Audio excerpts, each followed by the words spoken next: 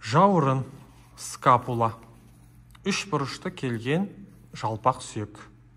Арқада екінші және жетінші қабырғалар деңгейінде жайғасады. Иық белдеуінің сүйегі болып табылады.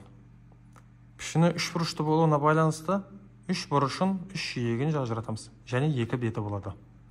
Жиектері жоғарғы жиегі марго супериор деп аталады. Жоғарғы жиегінде жауырын ойығы орналасады. Инцизура клавикулярис деп атаймыз. Медиалды жиегі марго медиалис жіңішкелеу келеді. Латералды жиегі марго латералис қалыңдау келеді. Бұрыштары жоғарғы немесе үстіңгі бұрышы ангулус супериор, төменгі немесе астыңғы бұрышы ангулус инфериор және латералды бұрышы ангулус латералис деп аталады. Латералды бұрышында жауырынның буын ойпаңын көреміз. Капитес клинидалис деп аталады. Буын ойпаңы тоқпан жіліктің басыменен буындасып, иық буынын түзуге қатысады.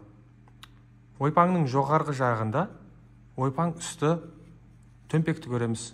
Туберкулум супраглинидали деп аталады. Бұл төмпекке келіп, екі басты бұлшық еттің иықтың ұзын басы келіп бекінеді. Буын ойпаңның төменгі жағында ойпаңның төменгі төмпегін көреміз. Бұл төмпекті латынша туберкулум инфраглинидали деп аталады. Бұл төмпекке келіп, иықтың үш басты бұлшық етінің ұзын басы келіп бекінеді. Буын ойпаңы жауырыннан басқа бөліктерінен мойын арқылы бөлініп тұрады. Мойынын колум глинидали деп атаймыз. Мойынның жоғарғы жағында құс тұмсық тәрізді өсіндіні көруге болады. Процессус каракайдеус деп атаймыз. Екі бетіне келетін болсақ, алдыңғы немесе қабырғалық беті фациес косталис дейміз. Қабырғалармен жанасып тұрады және жауырын асты ойығы орналасады. Фосса субскапуларис дейміз. Бұл ойыққа келіп, жауырын асты бұлшық еті толтырады. Дарсалдық беті фациес дарсалис деп аталады. Жауырын қылқаны арқылы екі шұңқырға бөлінеді.